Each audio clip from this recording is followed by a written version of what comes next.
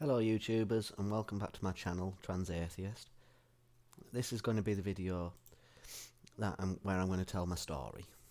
I'm going to tell you everything that happened while I was part Jehovah's Witnesses, well, most things that happened while I was part Jehovah's Witnesses, and obviously how I came to leave Jehovah's Witnesses. Before I get started though, I do need to point out that I am a gender non-binary person. This means that I'm transgendered. I'm neither male nor female. On the gender spectrum, I would say I fit more to the female side, which is the reason I'm telling you this. Is it is important to my to the recollection that I'm going to give. So let's get jumping straight back in. I was born into the organisation of Jehovah's Witnesses. I'm actually a 5th generation witness. My mother was baptised. At this point my father wasn't. My mother and father, they divorced when I was around about 3, and I went to live with my grandmother till I was 5 or 6. It was during this time period, while living with my grandmother, that the indoctrination from Jehovah's Witnesses started. And by the time I was 6, my family thought I was fully indoctrinated into the religion. When I was 6, my dad remarried and he got baptised. Following this, I moved in with him and my new stepmother. Up until this point, the religion had been obviously indoctrinating me very heavy into the faith. But I would say that I actually didn't have faith. I was only pretending because of everybody that I had trust in, i.e. my family, were all witnesses, and everyone that I knew, all of my friends and acquaintances within the religion, they were all wanted me to believe, obviously, so I was doing it just for them. Obviously, if you know anything about Jehovah's Witnesses, if you've been one or you know someone who's left or is one, you may be aware that you're not allowed friends in the world, in any of these worldly friends. You're only allowed witness friends. You are allowed to interact with the world, but you're not allowed to have really anything to do with the world. So hobbies are also another thing that I wasn't allowed unless it was obviously religious based. So I was actually completely isolated within the organisation. For a couple of years I'd been secretly, well by this point, for a couple of years I'd been secretly feeling strange in myself, I'd say. I didn't know exactly what was different about me, but I didn't feel right with the clothes I was wearing, with the way people were talking to me in as a male. So I started experimenting with my gender identity. At first this was wearing female clothing in private, walking around handbag and high heels, maybe a skirt, and I found that this was helping me. But obviously being so well isolated within the religion, private wasn't really a thing, so I started wearing underwear, female underwear, underneath my male clothing, and this seemed to make me feel a little bit more comfortable in myself and my everyday life, so I continued doing that.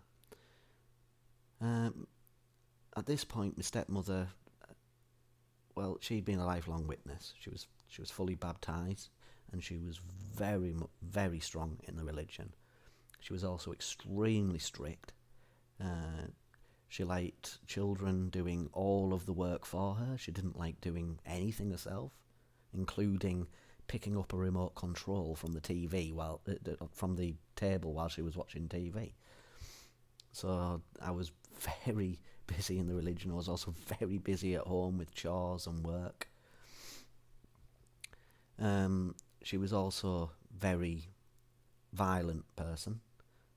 If something wasn't done her way, the way that she would do it, then, or wasn't done quick enough for her, or wasn't just whatever issue she had with it, she liked to use her hands to beat. So I was very fearful of her.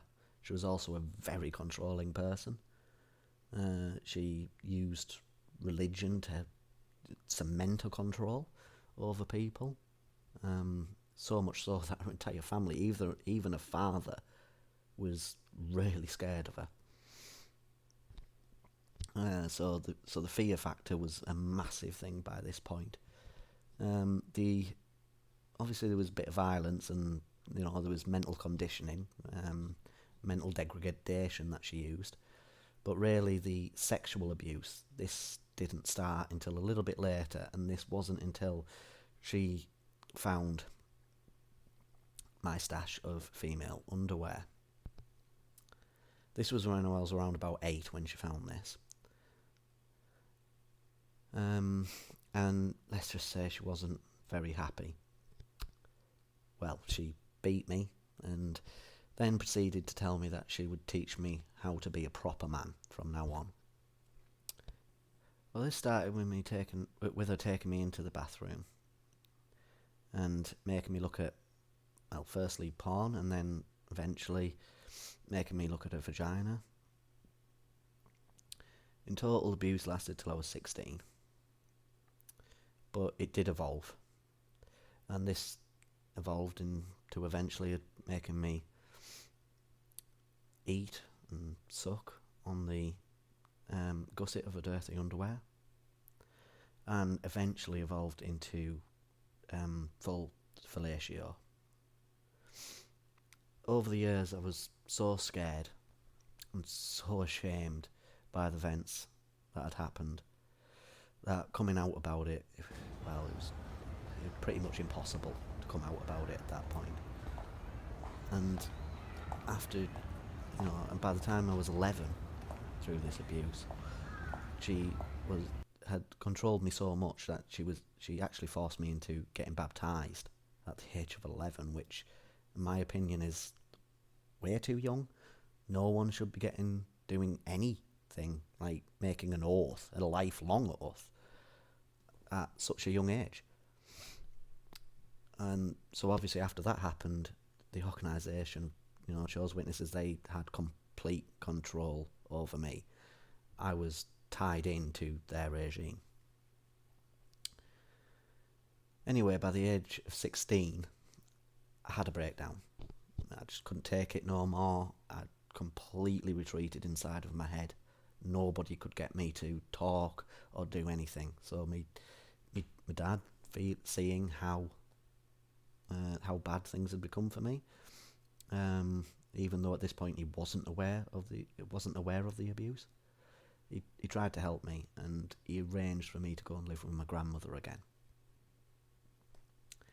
After 6 months of living with my grandmother, I was still inside my head for those 6 months. Wouldn't leave the house, wouldn't leave my room, ate very little, and drank very little, and I just wasn't me at all.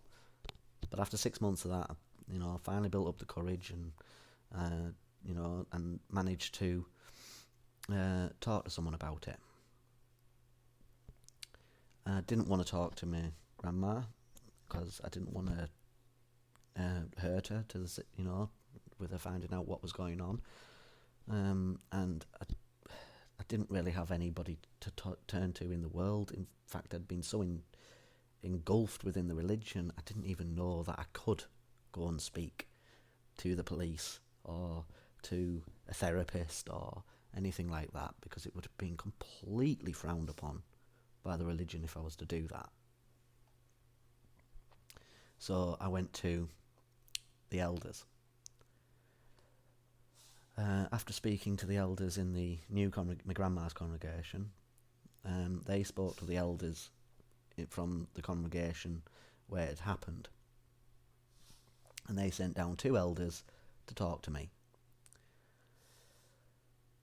Strangely, they only came down the once, and they weren't very invasive with the questions, which I was actually quite surprised at. They wanted a vague description of what had happened, and nothing more. They said that they would deal with the situation. In fact, it sounded like they'd known something was going on up until this point, just hadn't done anything about it. And anyway, they went away, and 2 weeks later, I got a call from them saying that the matter had been dealt with and not to worry about it anymore. They wouldn't tell me what had been done, but at the same time, my father, who was an elder in his congregation, had been demoted. I spoke to an elder in my grandma's congregation, and he said that if they've told me the matter's been dealt with and my father's been demoted, that means that he was demoted because it was his responsibility, with her being his wife. Needless to say, I was not too happy about that decision at all. I did not feel justice had been done. I wanted her to feel the same sort of pain that I felt. I would at least feel something anyway. But in my mind, she just completely got off with it. This, again, broke me. I didn't know what to do, and eventually I got round to trying to appeal the decision. I spoke to the elders in my grandma's congregation, who helped me get in touch with the London Bethel. But nobody ever followed up on the phone call that I made to the London Bethel. And my elders told me that I should just pray to Jehovah for help, and it would all be fine. That never happened. So obviously you can imagine by this point, and I'd always been pretending to believe in the religion, and obviously by this point I was really questioning the faith, and the whole system of that organisation. I was questioning everything. So I made the decision that I was going to fade out of the faith. I was going to become inactive, and I was going to start college in the hopes that it would help me move on. So I went to college, and I faded out of the religion over a matter of 6 months or so. And by the end of the college year, I had a few friends at college that I'd decided that I liked and I wanted to be friends with. I'd even moved out of my grandma's house, moved in with the family of one of my college friends, and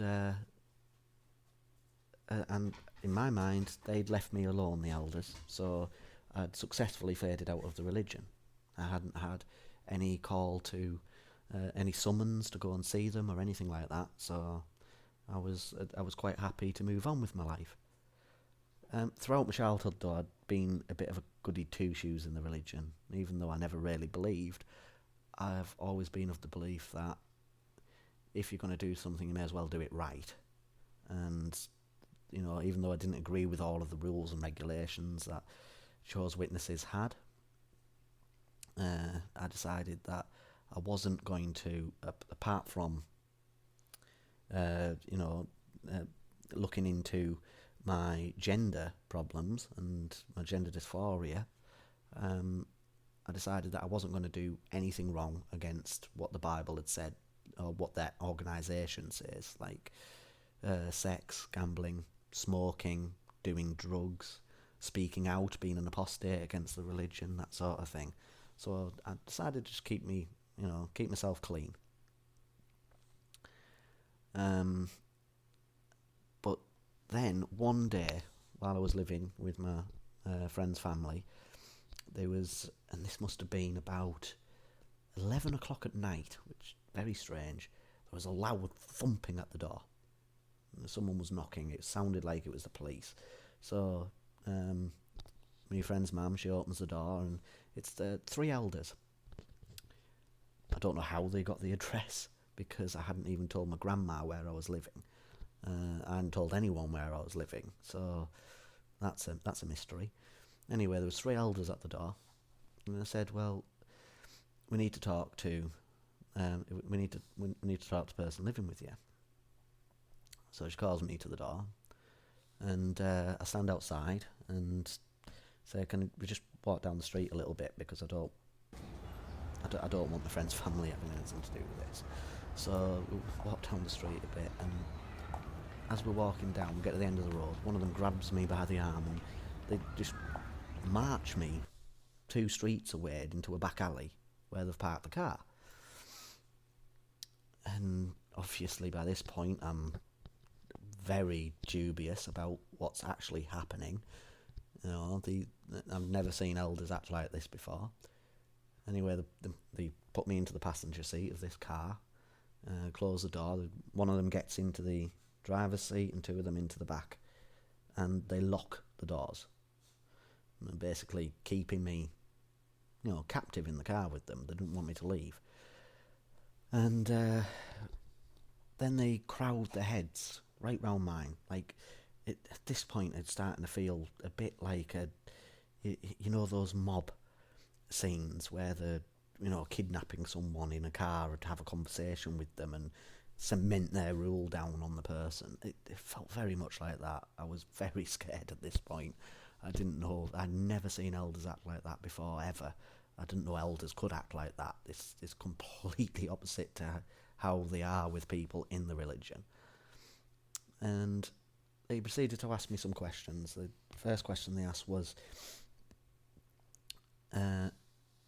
about my they were starting to ask me questions about the inactivity and me fading out the religion, asking me a little bit about my beliefs and things like that. Then they asked me a question where they asked me, you know, do I have a disassociation letter? Do I want to leave the religion? At which point I said, well, yes, I want to leave. I have written a letter. It's on my laptop. I haven't printed it out because I had no prior warning to this meeting. Otherwise I would have had the letter for them. So I said I'd print it out and I'd get my grandma to take it into the Kingdom Hall and give it to them. I said they were okay with that. Then they decided to pull out a folder and show me what appeared to be, firstly they pulled out 2 records, and it appeared to be my phone number, my phone records. How they got them, I don't know. Whether they were mine or not, I don't know. But it appeared to be a list of my phone records. They then pulled out what appeared to be my internet history. Again, if it was my internet history, I don't know how they got it, but that's what it appeared to be. It was my IP address on the phone. Then they pulled out some photos of some of me in the woods, some of me in the town, and time and dated, and also other images or pictures of some of my college acquaintances, some people that were actually on my college course that were also in those woods and also in that town, which makes sense because they live there. Anyway, they said that these people are known drug users and drug dealers, and the images clearly show that I was in the same place and the same times that they were, and the phone records show that that I was ringing some of their numbers, which was true because I'd rang them about the college course. We all rang each other and discussed the things that we were learning. So it was one of the ways that we helped each other learn. But they said that because these were known drug dealers and known drug users, that I must have been talking to them to take drugs, and accused me of being a druggie, basically. They then pulled out another folder, and in this folder they had what appeared to be a printout from a web page, and it appeared to be, well, it was my picture And my details on this printout, and it was of me being a male prostitute, which is absolutely absurd. I'm actually asexual because of the sexual abuse. I have no interest in sex at all. It's the only way I've been able to move on with my life, is if I decide just no sex, because it weirds me out, it freaks me out, it takes me back to those times as a child. So for me to do that is just crazy. I would never, ever, ever, ever do that. So in my mind, they have set me up. They were blackmailing me. They were trying to blackmail me into sticking in that religion. And they said, if you want to disassociate yourself, then we will disfellowship you first. And we will disfellowship you on the grounds of homosexuality, apostasy, gambling, drug use, smoking, heavy drinking. And they said, if you don't believe us, we have evidence and proof other than what we're showing you today, and we will use it in our full power if you try to appeal this disfellowshipping at all. I was totally scared and very angry at this point because of what I was seeing, and and luckily they let me out the car and said, do not come back to the meetings, do not come anywhere near your family, do not think, otherwise we will release all of this to your family, and we will tell them exactly what you were supposed to have done. So they were blackmailing me with my family, so I couldn't appeal it or anything. I also had absolutely no evidence that any of this that because I was young. This was years ago. There wasn't all of the GoPro cameras and hidden camera devices and things like that. And they give me no warning, so I couldn't even take a phone out to record anything. I had no knowledge that it was a complete surprise. So obviously after that they announced I'm disfellowshipped. They didn't tell my family anything because I didn't do anything about it.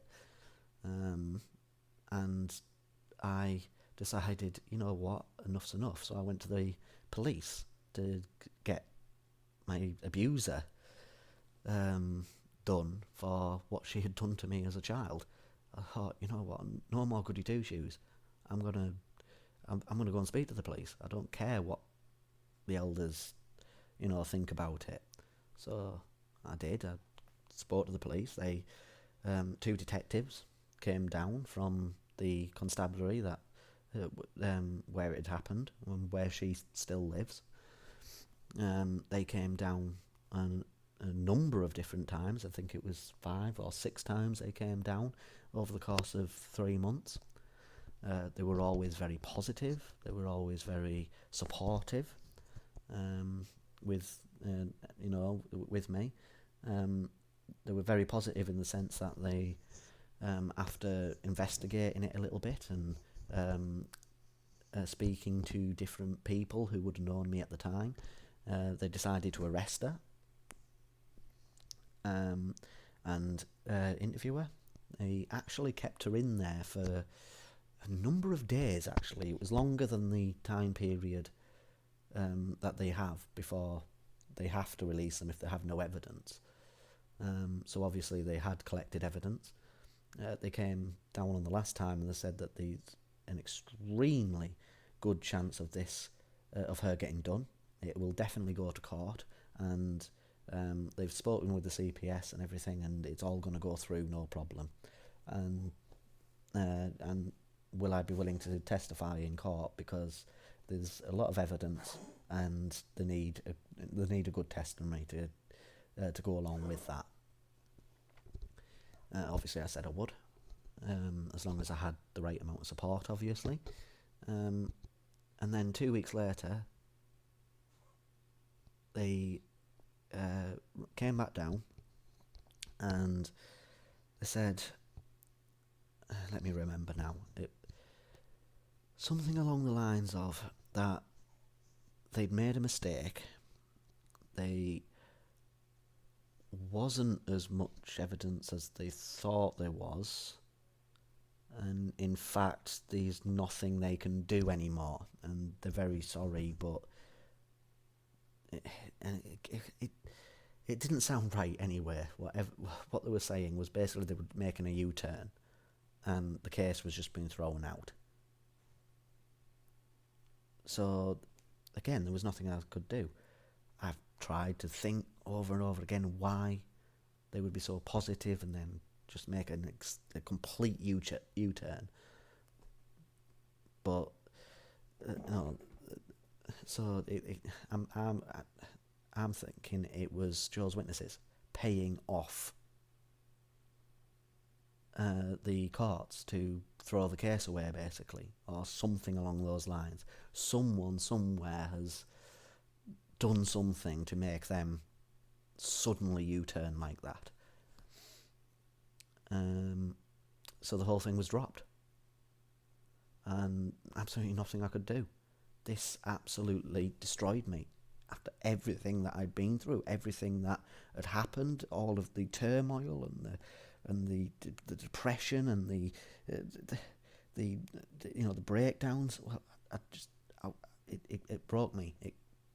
And for years, I've been developing mental health problems that have just been getting worse and worse. And my family's still in that religion, and I can't come out about what I've said, what happened. While I was, I didn't want them to be hurt. I didn't want the religion to hurt them and punish them if I do something.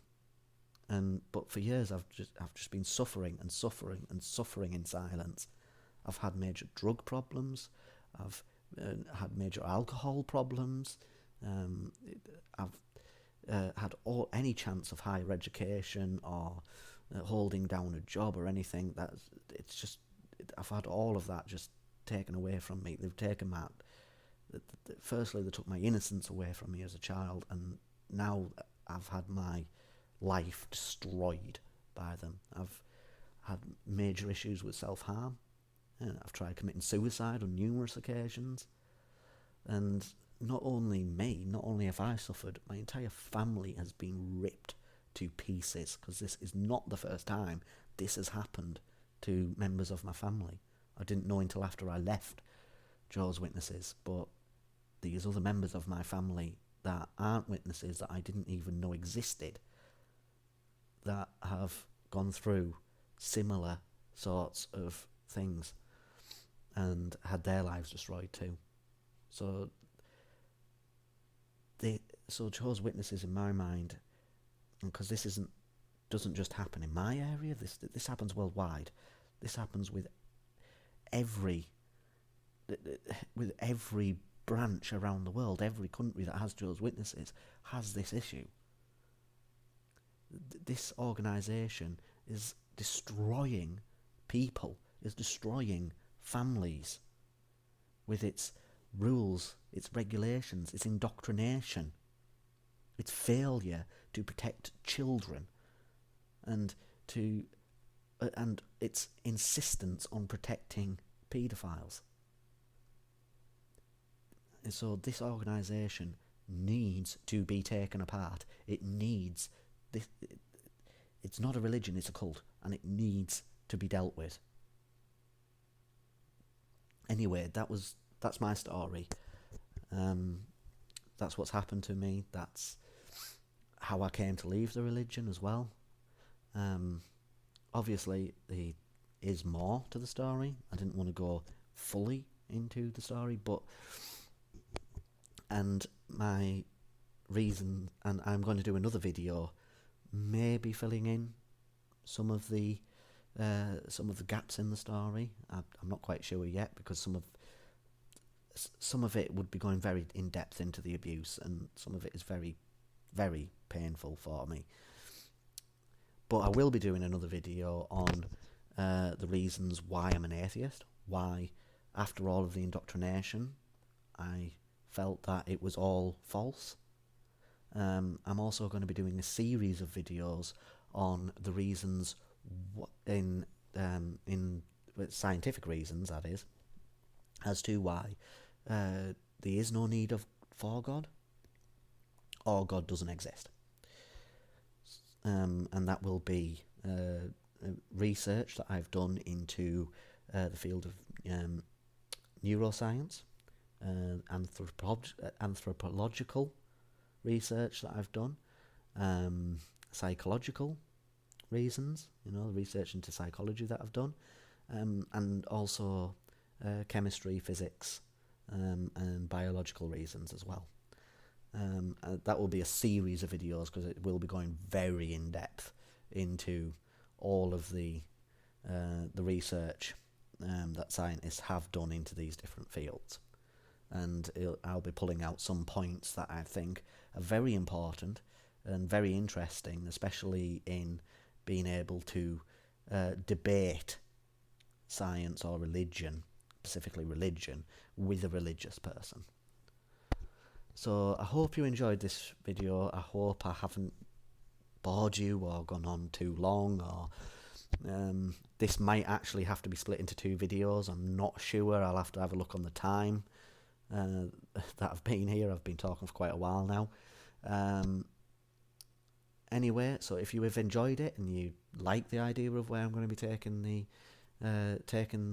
my channel, please subscribe. Please leave any thoughts that you have as well. Any questions you may have, I'm more than willing to answer. And if there's any particular subjects that you would like me to discuss, whether it be religious or scientific, or just something about me personally, like gender dysphoria and things like that, then please do leave a comment or email me, and I will maybe do a video, or if not a video, I will definitely get back to you.